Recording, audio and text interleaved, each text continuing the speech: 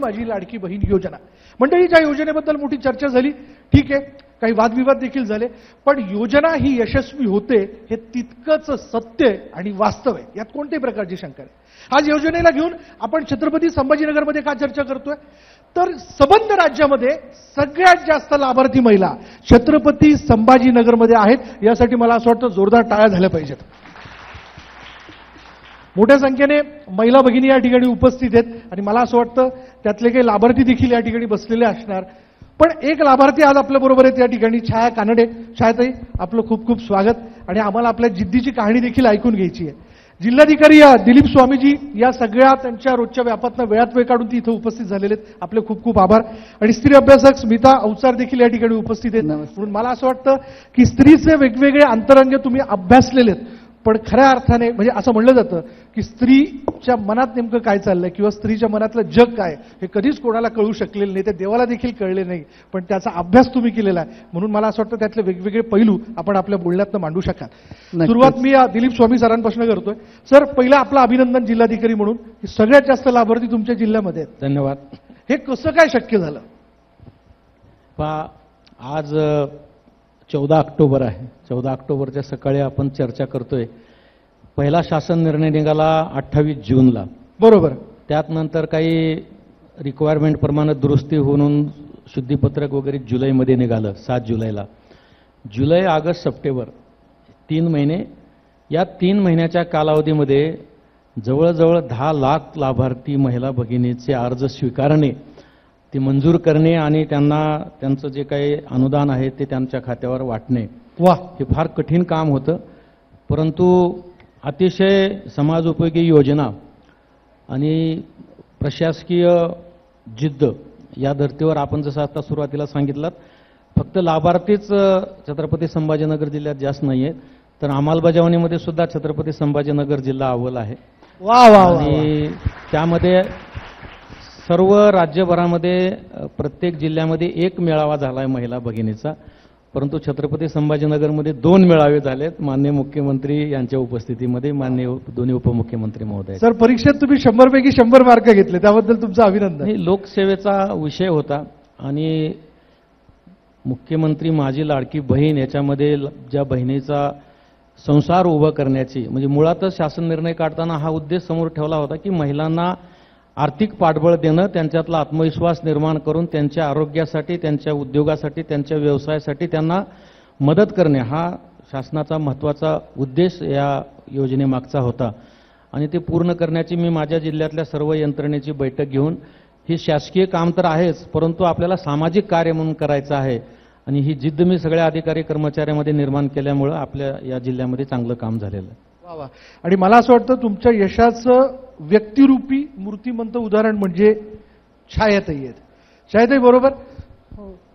छायाताई, अगदी कम्फर्टेबल बसा, अगदी निवांत बसा, तुम्हाला छान व्यक्त व्हायचं. मला असं वाटतं छायाताईंनी त्यांना जो लाभ झाला आणि त्यातनं त्यांनी जे काम केलंय ही एक फार मोठी प्रेरणा आहे सगळ्यांकरता. तरी मला आपल्याला विचारायचं आहे, किती 7,500 रुपये? 7,500 रुपये एकदम तुमच्या अकाउंटवरती आले. आणि मग त्याच्यानंतर तुम्ही काय केलं बरं त्याचं?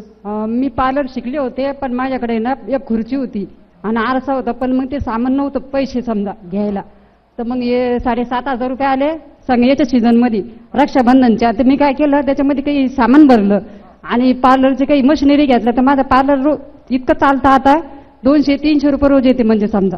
म्हणजे त्याच्यामध्ये मी अजून बिझनेस चालू केला. ते पैसे जमा करून मी काय करते, अजून सामान घेते. आता समजा दिवाळीचं सीझन आलं ना, दिवाळीच्या सीझनमध्ये अजून सामान भरायचंय. आता ते 3,000 रुपये आले डबल. कधी 29 तारखेला 3 आले मला डबल ते तर सामान आणलं आणखी मी. आता डबल दिवाळीचं सीझन पण होऊन जाईल आणि धंदा पण चांगला चालेल माझा. वा वा, हे गेली बिंदास्त भरारी. म्हणजे याला म्हणतात काय म्हणतात ना की माझ्या हाती आलेल्या भांडवलातनं मी नेमकी काय करू शकते. म्हणून 1,500 रुपयात काय होतो असा प्रश्न विचारण्याकरता हे सडेतोड उत्तर आहे.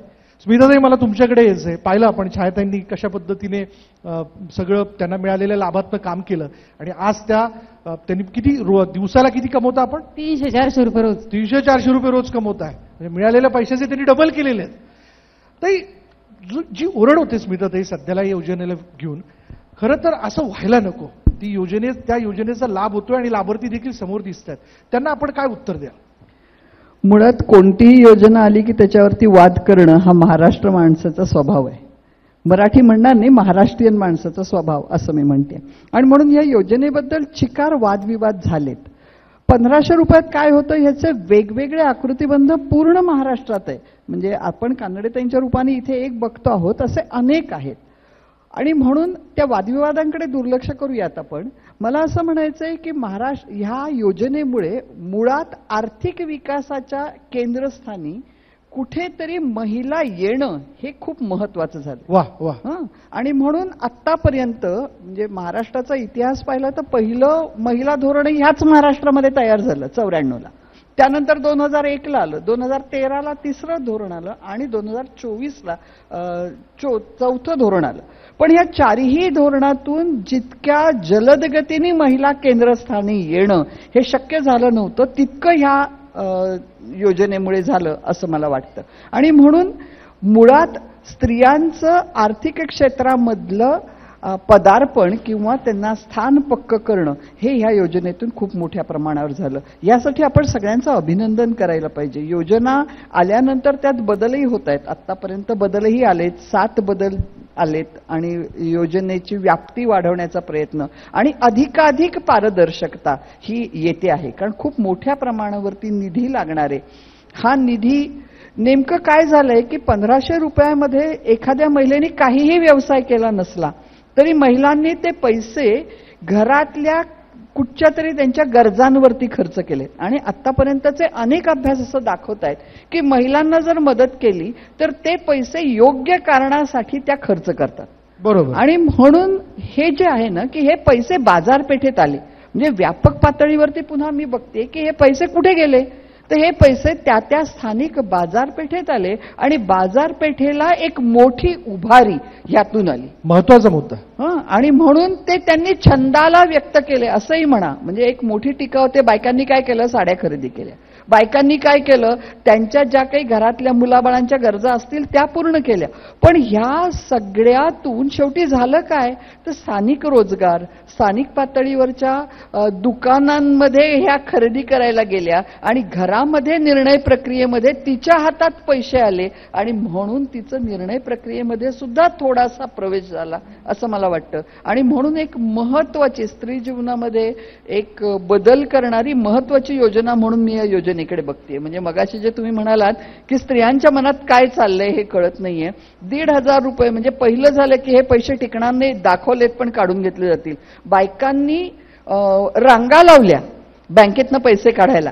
पण पैसे काढून केलं काय, जर आपण कानोसा घेतला तर आपल्या लक्षात येत आहे कोणी भरले थकलेल्या फिया भरल्यात, कोणी मुलांना वह्या पुस्तकं दिली आहेत, काही मुलांच्या छोट्या छोट्या गरजा त्यांनी पूर्ण केल्यात आणि काहींनी पैसे त्यांनी कदाचित रेस्टॉरंटमध्ये गेले असतील, काही खाल्लं असेल, पण ती त्यांची मानसिक जी गरज होती ती पूर्ण केली आणि अधिक जोमानी ह्या स्त्रिया आता पुढे येत आहेत. म्हणजे मगाशी स्वामी साहेबांनी जो उल्लेख केला की 2 मेळावे झाले, तुम्ही पेपरच्या बातम्या पाहिल्या तर लाखोंनी महिला तिथे हजर होत्या. ही संख्या कशासाठी आहे, कारण कुठेतरी स्वतःच्या मनातल्या ज्या इच्छा आकांक्षा होत्या त्या पूर्ण करण्यासाठी म्हणून सुद्धा हा पैसा खर्च केला. पण तो स्थानिक बाजारपेठेत आला, त्यातून उद्योगाला सुद्धा चालना मिळाली. हे आपण लक्षातच घेतलं पाहिजे. आणि म्हणून व्यवसाय उभे राहिले हे तर खरं आहे. ते कोणते झाले, कशा पद्धतीने उभे राहत आहेत याचा अभ्यास वेगळ्या पातळीवरती करता येईल आणि त्याच्या सक्सेस स्टोरीज जिल्हाधिकारी साहेबांना सहज त्या हे करता येतील, ते देऊ शकतील. आणि असे वेगवेगळ्या जिल्ह्यांमधले घेऊन अधिक कोण जास्त आर्थिकदृष्ट्या सक्षम होईल याचाही वेगळा अभ्यास करता येईल. पण स्थानिक बाजारपेठेला उभारी देणं आणि घरामध्ये स्त्रीला मत येणं हे खूप महत्वाचं काम या योजनेने झालं असं मला वाटतं. फार महत्वाचं वर्तुळ जे आहे, भांडवली वर्तुळ तुम्ही खरं यातनं समजून सांगितलं आणि शिवाय स्त्रीचं सशक्तीकरण हा मुद्दा देखील आपल्या बोलण्यातनं मांडला. स्वामी जर मी आपल्याकडे येतो, मला असं वाटतं काही मुद्दे तुम्हाला मांडायचे आहेत, पण तत्पूर्वी मला ताईंना विचारायचे. ताई, जेव्हा पहिल्यांदा अकाउंटवरती पैसे आले, धनी काय म्हणले? नाही, माझे मिस्टर वारलेले. अच्छा, ओके. आणि मग घरच्या मंडळींची काय रिएक्शन होती या सगळ्या याच्यातनं? ते मला 3,000 रुपये आले 29 तारखेला, 29 जुलैला. आणि नंतर मी म्हणलं हे 3,000 रुपये कसं काय आले आपल्याला, तर मग ते बघितलं त्याच्यावर ते माझी लाडकी बहिणीचा मेसेज होता. तर मग मी इतकी खुश झाले, माझ्या मुलाला सांगितलं, छोटी मुलगी आहे माझी तिला सांगितलं. मग मी काय केलं, मी म्हणलं हे अशा खर्चायचेच नाही आपण पैसे, आपण काय करू याचं काहीतरी चांगलं, जे पार्लर आहे का त्याला वाढू आपण. मग ते पार्लर म्हणजे वाढलं इतकं, म्हणजे तिथं MIDC एरिया आहे ना पंढरपूर, तिथं इतका बायका येते, समजा गरीब आहे तिकडं 40 रुपये ते आपण 30 रुपये घ्यायचे, बायका जिकडे कमी आहे तिकडे बरोबर जाते. मग त्याच्यामध्ये बिझनेस समजा रोजचे 300, 100, 200, 400, 500 असे ते बिझनेस वाढत जातो. लेडीज कधीच पार्लरमध्ये कायम जातच असते, सणाला पण जाते, समजा लग्न कार्य सीझनमध्ये तर चालतंच पार्लर चांगलं. थक्क करणार नाही हे सगळं. 30, 40, 50 रुपये असे आपण झटकन खर्च करतो, पण त्यातनं छायाताईंनी काय केल्याचं आपण पाहिलं इथं.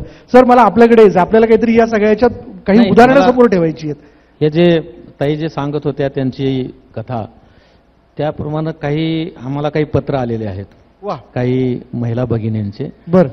आणि जो आपण प्रश्न विचारला की 1500 रुपयात काय होते असं लोक विचारतात, त्याच्यातले काही उदाहरणादाखल मी आणले सोबत येता याच्यामध्ये एक आमची बहीण आहे वैशाली शंकरराव शिंदे, बाबुळगाव खुर्द, यांनी पत्र लिहिलंय की मी MPSC UPSCचा अभ्यास करत होते, पण एक पुस्तक किंवा एक वही घ्यायला माझ्याकडे पैसे नव्हते, परंतु जेव्हा लाभार्थी म्हणून मला लाभ भेटला, मी धन जे लागणाऱ्या अभ्यासाला पुस्तकं घेतले आणि मी माझा अभ्यास सुरू केला.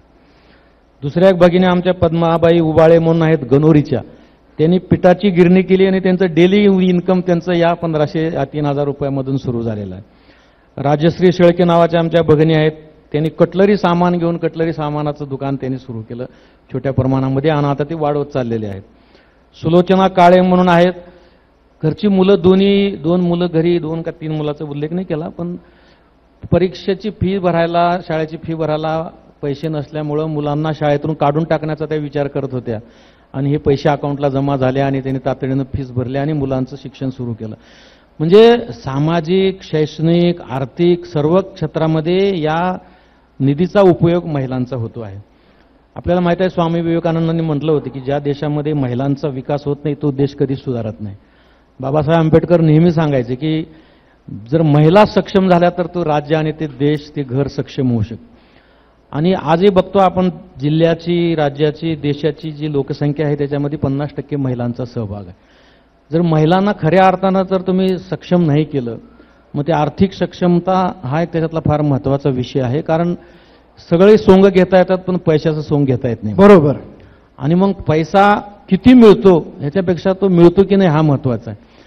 आणि 1,500 रुपये किंवा 3,000 रुपये किंवा 7,000 रुपये हा निधी, हा आकडा महत्त्वाचा नाही आहे.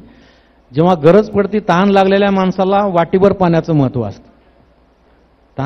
ताण भागल्यानंतर तुम्ही घागरभर दिले तरी त्याचं काही महत्त्व नसतं, पण जेव्हा ताण लागते तेव्हा जे वाटीभर पाण्याचं, जे चमच्याभर पाण्याचं महत्त्व असतं ते महत्त्वाचा हा निधी आहे असं मला वाटतं. आणि या माध्यमातून मला सांगितलं पाहिजे की छत्रपती संभाजीनगरमध्ये पूर्ण जिल्ह्यामध्ये जे जवळजवळ 9,52,000 महिला लाभार्थी, त्यांना 428 कोटी रुपये वाटप आम्ही केलेलं आहे. क्या बात आहे. जोरदार टाळ्या होऊन जाऊ दे. आणि हा आकडा जेव्हा तुम्ही 1,500 रुपये म्हणून बघता तेव्हा ती लहानच दिसतो, परंतु 428 कोटी रुपये हे ऑक्टोबरचा फिगर नाही आहे, त्याच्यामध्ये ऑक्टोबरचे फिगर मी आणखी घेतले नाहीत. परंतु हे राबवत असताना काही अडचणी आल्या आम्हाला खूप, म्हणजे कित्येक रात्री आम्हाला रात्री 1-2 वाजेपर्यंत बसावं लागलं. कित्येक गावामध्ये मी महिला भगिनीसोबत असं मांडी घालून मी स्वतः बसलेलो आहे की तातडीनं करायचं. म्हणजे 2-2.5 महिन्यामध्ये एवढं मोठ्या अर्ज स्वीकारणे, त्याच्यामध्ये काही विघ्नहर्ते लोक, पुरुष मंडळींनी काही ठिकाणी अर्ज भरून आमची परीक्षा घेण्याचा प्रयत्न केला. काही बऱ्याच ग्रामीण भागातल्या महिलांचे आधार, आणखी सुद्धा काही महिला भगिनीचे आधार सीडिंग झालेलं नाही व्यवस्थित. आणि DBT असल्यामुळं पैसा डायरेक्ट त्यांच्या अकाउंटला जाणार आहे, त्याच्यामुळे पूर्ण पारदर्शकता आहे. आणि टाईप करताना एक डॉट जरी पडला तरी ते ॲक्सेप्ट होत नाही बँकेत.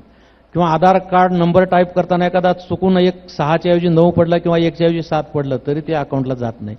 मग हे सर्व लाभ देत असताना जवळजवळ जिल्ह्यामध्ये 85,000 महिला भगिनीचे आधार जुळत नव्हते.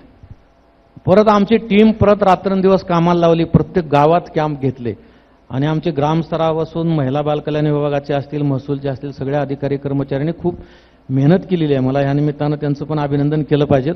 कारण तळमळ कुठं होती की आपल्या जिल्ह्यामध्ये प्रत्येक महिला भगिनीपर्यंत हे लाभ गेला पाहिजेत. आणि मला असं वाटतं की मुख्यमंत्री उपमुख्यमंत्री महोदयांनी पण आमचा सत्कार परवाच्या मेळाव्यामध्ये केला. त्यामुळे आम्हाला असं वाटतं की आम्ही जिल्ह्यामध्ये ही योजना सक्सेस करण्यामध्ये यशस्वी झालेलो आहोत. एक प्रशासकीय अधिकारी म्हणून आपण सर्वसामान्यांसाठी प्रयत्न केले आणि ते यशस्वी झाले, याबद्दल तुमचं आणि तुमच्या टीमचं खूप अभिनंदन. ताई, तुम्हाला काहीतरी ऍड करायचं? मी एक अनुभव इथे शेअर करते. काय काय फरक होतोय आता. म्हणजे 428 कोटी रुपये गेल्या 3 महिन्यात ह्या बाजारपेठेत आले औरंगाबाद जिल्ह्याच्या, हे एक लक्षात घ्या. दुसरं, 1994ला बचत गटांची खूप चळवळ, स्वयंसहाय्यता गट ज्याला आपण म्हणतो, लौकिक व्यावहारिक नाव त्याचं बचत गट, एका हायर इन्कम ग्रुपमध्ये बचत गट स्थापन केला होता. आणि त्या गटामध्ये असं झालं होतं की अध्यक्ष आणि सेक्रेटरी कोणाला करायचं. अडचण अशी होती की अध्यक्ष आणि सेक्रेटरी ज्यांचं 2 पासपोर्ट फोटो पाहिजेत. तुम्हाला आश्चर्य वाटेल, जवळपास महिना लागला हायर इन्कम ग्रुपमधल्या महिलांना स्वतःचे जाऊन फोटो काढून आणून बँकेत खातं उघडायला. ही गोष्ट 94ची. आणि आज ह्या योजनेच्या अंतर्गत जी महिला 21 ते 65 वर्ष वयोगटातली आहे, जी आर्थिकदृष्ट्या म्हणजे जिचं वार्षिक उत्पन्न 2.5 लाखापेक्षा कमी आहे, अशा गटातली महिला बँकेत जाऊन स्वतःचं खातं काढते, आधार कार्ड लिंक करते, आलेला मेसेज वाचते आणि त्या मेसेजच्या आधारे बँकेत जाऊन व्यवहार करते आणि छोटीशी मदत घेऊन स्वतःचा व्यवसाय करते आहे. म्हणजे 94 ते 24 महिलेचा प्रवास कुठून कुठे झाला याचा तुम्ही विचार करू शकता. आणि म्हणून या योजनेचं मला अतिशय स्वागत करायचंय. आणि मगाशी म्हणजे ह्या संबंध टीमचं, औरंगाबाद जिल्ह्याचं, संभाजीनगरचं तर करावंच लागेल, कारण त्यांनी एक अभूतपूर्व असं काम ह्या गेल्या 3 महिन्यामध्ये पार पडलं असं मला वाटतं. आणि कानडे त्यांचं तर कौतुकच आहे की घरामध्ये म्हणजे ह्या गटातल्या लाभार्थी कोण आहेत. लाभार्थी ज्या महिला आहेत त्या विधवा आहेत, त्यानंतर घटस्फोटिता आहेत, परित्यक्त्या आहेत. म्हणजे एकतर आपली भारतीय समाजाची मानसिकता आहे की लग्न झालेल्या महिलेला थोडंफार स्थान आहे, पण त्याही स्थानापासून, तेही दुय्यम आहे वगैरे वादाचा विषय असेल, पण थोडंसं दुय्यम असलेलं पण काहीतरी तिला अकाउंटेबिलिटी, तिला काहीतरी स्थान दिलं जातं. त्या दृष्टीने दुर्लक्षित असलेल्या महिलेला स्थान देण्याचं काम सुद्धा या योजनेने केलं, हेही आपण नोंदवायला लागेल. आणि म्हणून म्हणजे मागे पडलेल्या महिलेला थोडी थोडी मदत करून का होईना तिला सक्षमपणे पायावर उभं करणं हे ह्या योजनेने काम केलंय असं मला वाटतं. मला इथं खरं प्रामाणिकपणे कबूल करायचंय की घरातल्या महिलेच्या हातात पैसे आल्यानंतर त्या पैशाचा सदुपयोग घरातली महिलाच करू शकते, दुसरं कोणीच नाही. पुरुषाला देखील जमत नाही, हे तितकंच खरं आहे. म्हणून तर घरातल्या महिलेला किंवा कुठल्याही महिलेला लक्ष्मी म्हणून देखील बघितलं जातं पुराणामध्ये. मला असं वाटतं त्याकरताच तिला लक्ष्मी म्हणण्यात आलंय, कारण ती सगळं जपण्याचं आणि वाढवण्याचं काम करते. ती लाखाचे 12,000 करत बसत नाही, लाखाचे 2 लाख आणि 3 लाख करते. हे आपल्याला या योजनेच्या माध्यमातून होताना दिसतंय. तरी मला आपल्याकडे यायचंय काय, मग म्हणजे आपल्यासारख्या समाजात परित्यक्त्या महिला असतील, काही ज्यांना आधार नाही अशा महिलांना, त्या महिला असतील, त्यांना या सगळ्या या गोष्टीचा फायदा होताना दिसतोय. काय सांगायचंय त्यांना, काय संदेश द्यायचा आहे तुम्हाला?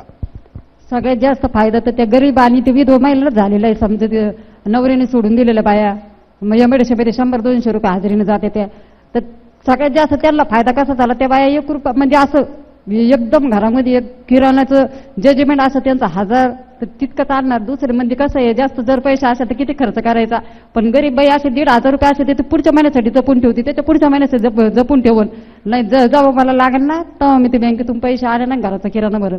तर सगळ्यात जास्त फायदा गरीब महिलांना जास्त झालेला आहे याचा. ताई, तुम्ही बघितलं असेल छाईदांच्या बोलण्यातला कॉन्फिडन्स, ते काही शब्द असे आहेत, म्हणजे जजमेंट असेल किंवा मग घरातलं एकूण नियोजन असेल, हे ज्या पद्धतीने त्या बोलतायत, मला असं वाटतं की अशा योजनांमुळे आता हळूहळू काय म्हणूयात की तो बुद्ध्यांकही वाढत जातो, ती मानसिकताही बदलत जाते आणि ती हुशारी अधिक वाढते असं तुम्हाला वाटतंय का? नक्कीच. मुळात त्या घरातून बाहेर पडतात, ह्या सगळ्या योजनांमधून त्या योजनांचा अर्ज भरायचा असेल, त्या योजनांचे पैसे आले म्हणून बँकेत जाणं असेल, नाहीतर असं होतं की खातं महिलेच्या नावावर असतं पण व्यवहार पुरुषाच्या हातात असतो. पण ह्या योजनांमुळे केंद्रस्थानी कुठेतरी महिला आली, तिचा सामाजिक वावर वाढला आणि जसजसा सामाजिक वावर वाढतो तसतसं दृष्टी विकसित होत जाते. आणि म्हणून म्हणजे महाराष्ट्र शासनाने ज्या वेळेला महिलांना मोफत बस प्रवास केला, महिला अनेक कामांसाठी घरातल्या आता पुरुष म्हणायला लागले तूच जाऊन ये, पैसा नाहीये आपल्याकडे तिकिटाला, ती घरात राहणारी महिला घराबाहेर पडली. बदल. आणि घराबाहेर पडल्याबरोबर ती बघायला लागली.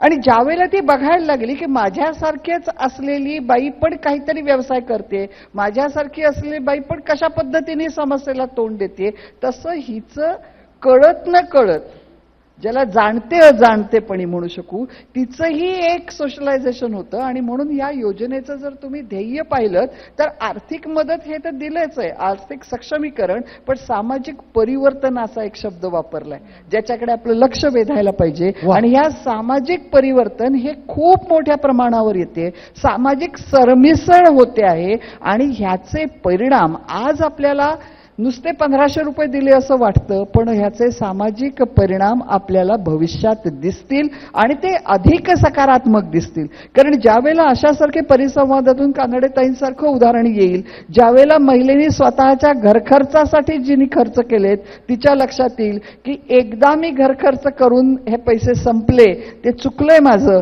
कदाचित मी अधिक काहीतरी जर ते गुंतवले असते तर मला अधिक लाभ मिळाला असता. आणि म्हणून अशी उदाहरणं सुद्धा आपल्याला हायलाइट करायला पाहिजेत की हे पण करता येईल. आता आपण मदत केली, पण त्या मदतीचं रूपांतर आणखीन अधिक चांगल्या, अधिक उच्च अशा व्यवसायांमध्ये होईल असं आपल्याला करता येऊ शकेल. आणि म्हणून टीका करणं सोपं आहे, बंद करा म्हणून टाकणं सोपं आहे, पण ह्या तयार केलेल्या योजनेला अधिकाधिक सकारात्मक करत जाणं आणि ज्या समाजातल्या वंचित, मागे पडलेल्या, जो कधीही योजनांच्या केंद्रस्थानी नव्हता, अशा एका गटाला ही योजना ऍड्रेस करते आहे. आणि म्हणून ती योजना पारदर्शक कशी होईल, त्यातून अधिक चांगलं काम कसं उभं राहील हे बघणं आता ज्यांना ज्यांना समजतं आहे असं आपण एरवी मानतो त्यांच्या त्या त्या घटकांची जबाबदारी आहे असं मला वाटतं. जी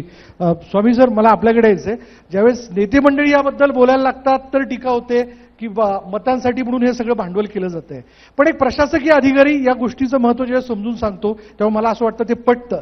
मला तुम्हाला विचारायचं की तुमच्या जिल्ह्यात सगळ्यात जास्त लाभार्थी या योजनेचे आहेत, पण या सगळ्या याच्यातनं महिलांच्या बाबतीत त्यांची आर्थिक हुशारी देखील वाढते, किंवा आपण जिला असं म्हणूयात की आर्थिक शहाणपण, ज्यासाठी खरं तर तिचे प्रयत्न होते पण हाती तिच्या पैसा नव्हता, ते सगळं होतंय का असं तुम्हाला वाटतंय का? नाही, निश्चितपणे पैसा हाती आल्यानंतर त्याचं आर्थिक नियोजन, ह्या नियोजनामध्ये सुद्धा आमच्या भगिनी फार आता तज्ज्ञ होत चाललेल्या आहेत.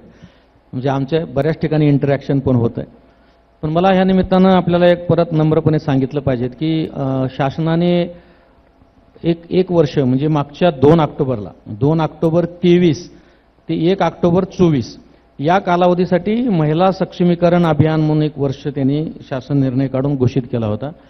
आणि ह्या 1 वर्षभरामध्ये जिल्हा प्रशासन म्हणून आम्ही महिलांना जास्तीत जास्त लाभ, फक्त मुख्यमंत्री लाडकी बहीण योजनेतच नाही इतर योजनेमध्ये सुद्धा.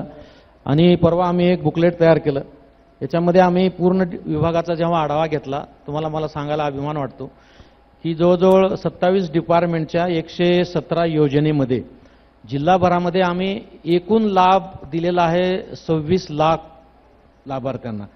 26 लाख लाभार्थी, 26 लाख लाभार्थ्यापैकी 23 लाख महिला आहेत.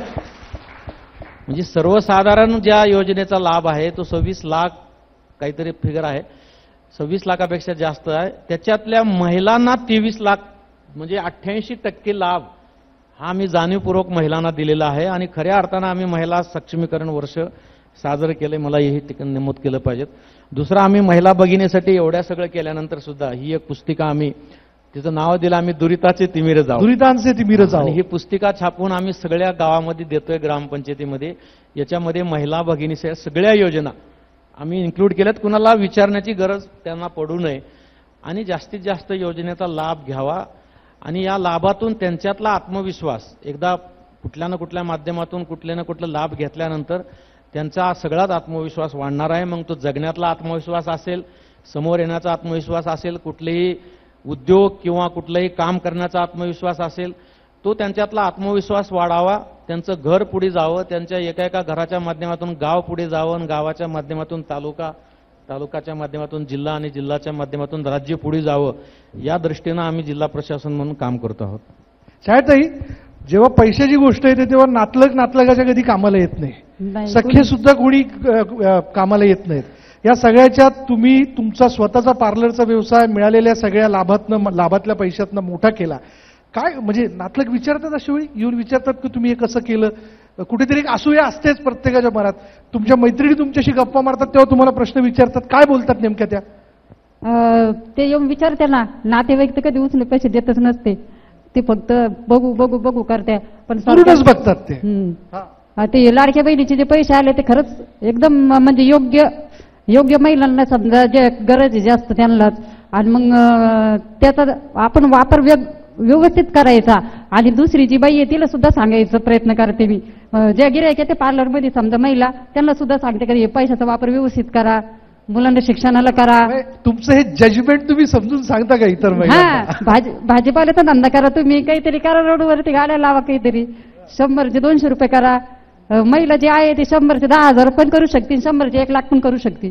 असं येते तुम्ही केलंय खरं? मी केलं. हा महिन्याकिती काय आता या पार्लरचा व्यवसाय तुम्ही वाढवला, तुम्ही म्हणतात की जे 7,500 रुपये तुमच्या अकाउंटवर आले त्यातनं तुम्ही काही साधनं विकत घेतली. आता महिन्याकाठी पार्लरच्या व्यवसायात किती कमवता तुम्ही? मी मशिनरी घेतल्या थोड्या 2,000च्या 4,000 मी पार्लरमध्ये समजा इमिटेशन ज्वेलरी घेतली, तर ती ज्वेलरीमध्ये भरपूर म्हणजे इन्व्हेस्ट आहे, भरपूर फायदा होतो. ब्रायडल मेकअप वगैरे? हा, ब्रायडल मेकअप पण करते मी. मेकअपचं काही सामान समजा घेतलं होतं मी अगोदर, काही कमी पडलं तर ते आता घेतलं. समजा अगोदर कधी 100-200 धंदा होता, आता 400-500 पर्यंत चालला. तर समजा 15,000 रुपये महिना. वा, 15,000 रुपये महिना तुम्ही या सगळ्या ह्याच्यातनं उत्पन्न मिळवताय. 15,000 रुपये महिना पाडते मी. मंडळी, हे आहे छायाताईंचं जजमेंट, आणि जे जजमेंट मला असं वाटतं सगळ्यांनी समजून घेणं फार महत्वाचं आहे. स्वामी सर, तुम्ही म्हणताय लाभार्थी वाढतात, पण एक प्रशासकीय अधिकारी म्हणून तुम्ही फार पुढचाही विचार करून ठेवलेला असतो. व्यापक व्हावं हे सगळं, या दृष्टीने काही काय करायला हवं असं तुम्हाला असं वाटतं? नाही, आता ज्या प्रत्येक कुटुंबामध्ये आरोग्य, शिक्षण, व्यवसाय या सगळ्याच्या धडपडीचे जे प्रयत्न चालू होते त्याला कुठेतरी आता या योजनेच्या माध्यमातून हातभार लागलेला आहे. आता पुढे जाऊन आम्ही ज्या आमच्या महिला बचत गटाच्या भगिनी आहेत त्यांचा लखपती दीदी नावाचा आमचा कार्यक्रम सुरू आहे, आणि त्यामध्ये आम्ही त्यांना जास्तीत जास्त लखपती दीदी कसं करता येईल, आता ह्या योजनेच्या निधीतून एक उभारी मिळालेली. उदाहरणादाखल सांगायचं म्हणलं तर आम्ही आपल्याकडे छत्रपती संभाजीनगरच्या हिमरू शाली फार प्रसिद्ध आहेत. आम्ही इथं MCDCचं जे केंद्र आहे त्याच्या माध्यमातून आम्ही परवा 100 महिलांना प्रशिक्षण दिलेलं आहे, आणि त्या प्रशिक्षणाचा जो खर्च आहे तो आम्ही DPDCतून देतोय. जे माननीय पालकमंत्री अध्यक्ष असतात, मी सचिव असतो, त्या प्रशिक्षणाचा खर्च आम्ही DPDCतून देतोय, आणि त्या महिला तयार होऊन त्यांना जे बेसिक अनुदान लागणार आहे ते हे योजनेतून ते वापरतील, आणि तंत्रज्ञान आणि इतर सुविधा आम्ही उपलब्ध करून देऊ. असं एक उदाहरण झालं. अशा अनेक उदाहरणामध्ये आम्ही त्यांना एक फॅसिलिटेटर म्हणून म्हणा, एक मदत म्हणून म्हणा, किंवा एक सुविधा उपलब्ध करून देणं, आणि ज्या प्रशासकीय जबाबदाऱ्या जे पार पाडण्याची जी जबाबदारी आहे ती तालुका पातळीपासून जिल्हा पातळीवर करण्याचं आम्ही निश्चित केलेलं आहे. आणि त्यांनी ज्यांना ज्या उद्योग क्षेत्रात, ज्या व्यवसायात, ज्या कार्यात पुढे यायचं आहे त्यांनी पुढे यावं. आम्ही सर्वतोपरी मदत करायला तयार आहोत. स्मिताताई, मी एक शब्द वापरतो, तुम्हाला योग्य वाटतोय का बघा, आर्थिक सीमोल्लंघन. हो, वापरता येऊ शकेल, पण महिलांना एका अर्थी त्यांनी सीमोल्लंघन केलंय. ह्या महिला एक लक्षात घ्या, ह्या महिला अनेक जणी स्वतःचं छोटं काहीतरी व्यवसाय करत होत्या किंवा पैसे मिळवण्याची धडपडही करत होत्या, परंतु त्याच्यातली आता ग्रेट लेप असं म्हणता येईल किंवा उड्डाणावस्थेत त्या कुठतरी आहेत. आर्थिक म्हणजे विकासाचा रोस्टो म्हणून एक अर्थशास्त्रज्ञ होऊन गेले, ते असं म्हणाले की एक उड्डाण घेता येतं, टेक ऑफ स्टेज. अशा कुठच्या तरी स्टेजला आता ह्या महिला आहेत, आणि स्वामी सरांसारखे जर प्रशासकीय अधिकारी मिळाले तर मग आपल्याला अधिक मोठ्या प्रमाणावरती एक ह्या महिला पुढच्या एक 10 वर्षातच आपल्याला चित्र दिसेल. ज्या वेळेला 88% लाभार्थी या शासकीय योजनांमध्ये आहेत. याचा अर्थ त्या किती प्रमाणात वंचित आहेत हेही आपण बघायला पाहिजे. म्हणजे महिला वंचित होत्या, त्यांना आधार मिळण्याचं काम झालंय. आता तो भक्कम आधार त्यांना पुढची झेप घेण्यासाठी मदतकारक कसा असेल ह्या दृष्टीने नियोजन केलं तर मला असं वाटतं एक वेगळा आराखडा औरंगाबाद शहर विकासाचा आपण देऊ शकू आणि ह्या निमित्ताने आपण सीमोल्लंघन केलं असं आपल्याला म्हणता येईल. वा वा. स्वामी सर, आर्थिक नियोजन याच्यासाठी आवश्यक असणाऱ्या निधीचं आर्थिक नियोजन याबद्दल खूप शंका कुशंका व्यक्त होतात, प्रश्न उपस्थित होत आहेत. पण एक प्रशासकीय अधिकारी म्हणून मला असं वाटतं यातल्या सगळ्या उणिवा किंवा अधिक गोष्टी ज्या त्या तुम्हाला ठाऊक आहे त्यांना तुम्ही काय उत्तर द्याल की जे असं म्हणतात की भविष्यात याचं आर्थिक नियोजन होऊ शकत नाही किंवा काय निधीची कमतरता, हे सगळं सुरळीत सुरू राहणार याबद्दल आपण आश्वस्त करणार का? निश्चितपणे आर्थिक नियोजन मुळातच महिलांचं आर्थिक नियोजन जेवढं भक्कम आहे, तुम्ही सुरुवातीला म्हटल्याप्रमाणे आजही गरीब घरातलं नाही, मोठ्या मोठ्यांच्या श्रीमंताच्या घरातलं सुद्धा आर्थिक नियोजन महिलाच करत असतात. आणि म्हणून महिलांना गरीब घराण्यातले आहेत किंवा BPL आहेत किंवा ग्रामीण भागातले आहेत म्हणून त्यांचं आर्थिक नियोजन त्यांना येत नाही याच्यावर माझा विश्वास नाही. ते सक्षमपणे ते करू शकतात. आता या निमित्तानं या योजनेच्या माध्यमातून जे त्यांना आर्थिक लाभ होतो आहे त्याचं नियोजन ते अत्यंत प्रभावीपणे करणार आहेत. हे मी अनेक महिला भगिनीशी चर्चा केल्यानंतर अत्यंत ठामपणे आपल्याला सांगतो की त्याच्यामध्ये काही महिला त्यांचं आरोग्याचं नियोजन त्याच्यामध्ये करणार आहेत. काही जण त्यांच्या, आता माझ्याकडे अनेक पत्र आहेत पण वेळेअभावी मी ते दाखवली नाहीत. काही जणांनी त्यांच्या घरातला किराणा बऱ्याच दिवसापासून नव्हता, किराणा भरलेला आहे. काही जणांनी फीस भरलेली आहे. काही जणांनी घरचे जे काही आजारी मंडळी होती त्यांचा दवाखाना केलेला आहे. आणि मला असं लक्षात आलं की या भगिनी प्रायोरिटी ठरवू शकतात, प्राधान्यक्रम कशाला द्यायचा त्याचा विनियोग करताना. आणि मग जसं जसं टप्प्याटप्प्यामध्ये, पहिल्या टप्प्यामध्ये एक काम त्याने केलेलं आहे, दुसऱ्या टप्प्यामध्ये दुसरं काम केलेलं आहे. घरच्या मूळ गरजा म्हणजे ज्या तातडीच्या गरजा आहेत त्या भागवल्यानंतर आता गुंतवणुकीकडे महिला भगिनी वळलेल्या आहेत. आणि त्याच्यातून काही छोटे छोटे उद्योग त्यांनी सुरू केलेले आहेत. अनेक ठिकाणचे उदाहरणं समोर येत आहेत. आणि निश्चितपणे एकाचं 2 रुपये, दोनाचं 5 रुपये, पाचाचं 10 रुपये व्हायला वेळ लागणार नाही. आणि एकदा आर्थिक स्तोत्र चांगल्या पद्धतीनं सुरू झाल्यानंतर पुढे त्याच्यातून निश्चितच ताई म्हणल्यासारखं ग्राम विकासाला, कुटुंब विकासाला, देश विकासाला निश्चितच चालना मिळणार. पण सरकारला या निधी म्हणजे योजनेकरता जो निधी द्यायचा आहे त्याचं नियोजन भविष्यातही सुरळीत राहील का याबद्दल काही शंका कुशंका नाही. आता शासन स्तरावरच्या गोष्टी बोलण्याचा मला अधिकार नाही आहे. शासन स्तरावरच्या मी माझ्या जिल्ह्यापुरतं जिल्हा प्रशासन म्हणून जे काही अंमलबजावणी झालेली आहे, अंमलबजावणीतून ज्या माझ्या भगिनी जे काम करतायत त्याच्यातून निश्चितपणे त्यांचा विकास, आर्थिक विकास आणि आपण जे नेहमी ज्याचं आर्थिक सक्षमीकरण हा जो शब्द वापरला जातो ते आर्थिक सक्षमीकरण मात्र निश्चितपणे होणार आहे, याच्याबद्दल माझ्या मनात शंका नाही. काही आपल्याला मुद्दा ऍड करायचा होता. नक्कीच. मला ह्याच्यासाठी निधी मिळेल की नाही आणि भविष्यात काय होईल ही राजकीय घोषणा आहे का, त्याचा राजकीय फायदा काय होईल याच्यामध्ये जायचंच नाही. मला असं म्हणायचंय, निधी मिळो न मिळो, योजना कदाचित बंद पडेल, काय होईल माहित नाही, पण घरामधून बाहेर पडलेली आणि स्वतः काही करू शकते आणि 2चे 4 पैसे ही करू शकते ही उमेद जागवलेल्या स्त्रीला गप्प बसवणं कोणत्याही राजकीय पक्षाला नंतर शक्य नाही. वा वा. त्यामुळे हे लक्षातच घेतलं पाहिजे हा. की ह्या शासनाने महिलांच्या मनामध्ये आता दिवा पेटवलेला आहे, एक छोटी पणती पेटवलेली आहे आणि ह्या पणतीचं एक पणती दुसरी पणती असं करत गाव, शहर, राज्य आणि देश पेटवू शकतील. राजकीय लाभ होईल, नाही लाभ होईल आपल्याला येत्या काही काळात दिसेल, पण सामाजिक परिवर्तन, मगासपासून मी जे म्हणते सामाजिक परिवर्तन जे या योजनांमधून घडून आलं ते खूप मोठ्या प्रमाणावर येणार आहे. आता गरज आहे ती अभ्यासकांची, गरज आहे ती सामाजिक नेतृत्वाची आणि त्याला पाठिंबा प्रशासकीय यंत्रणेचा, की आधीच्या योजना सुद्धा ह्या पद्धतीने जर राबवल्या गेल्या तर एक वेगळ्या, कारण पैसा आहे महिला बालकल्याणकडे. 94ला महिला बालकल्याण खातं निर्माण झालंय, अनेक योजना आहेत, पण त्या योजनांची पुन्हा परिपूर्ती म्हणजे जे आहेच आहे अर्थसंकल्पामध्ये त्याचं वाटप, त्याची परिपूर्ती या माध्यमातून करत गेलं तर जागलेली स्त्री आता तिला परत घरात झोपवता येणार नाही, ती नक्कीच प्रेरणेने उठून राहील. आणि म्हणून त्या राजकीय लाभासाठी सुद्धा येणारी अनेक वर्षांची सरकारं ह्यासाठी काही तरतुदी केल्याखेरीज राहणार नाहीत, त्याखेरीज पर्याय नाही. आणि म्हणून पणती जागलेली आहे, ती पणती जपून ठेवणं आता तुमच्या माझ्यासारख्यांचं काम आहे असं मला वाटतं. आणि त्यातलीच ज्वाला जी ती आपल्या शेजारी बसलेली आहे. हो, मी जाता छायाताई जाता काय आपल्या सगळ्या भगिनींना तुम्हाला सांगायचं आहे? लाडक्या बहिणीचे जे तुम्हाला लाभ भेटतो 1,500 रुपये, त्याचा योग्य वापर करा. आणि 1,500चे 3,000 कसे करायचे, 3चे 6 कसे करायचे, तेच विचार करायचं कायम. एक्झॅक्टली. जोरदार. खूप छान. आपल्या तिघांचे खूप खूप धन्यवाद. आपण मनमोकळेपणाने या सगळ्या विषयाला घेऊन आपली मतं व्यक्त केली, शिवाय सगळ्यांना अपील केलं की कशा पद्धतीने आपलं नियोजन आयुष्यातलं असायला हवं. आणि मला असं वाटतं त्यातनं निश्चितच सगळ्या राज्यातल्या आपल्या महिला भगिनींना या कार्यक्रमाच्या माध्यमातून, या परिसंवादाच्या माध्यमातून प्रेरणा मिळाली असणार. धन्यवाद. थँक्यू. धन्यवाद.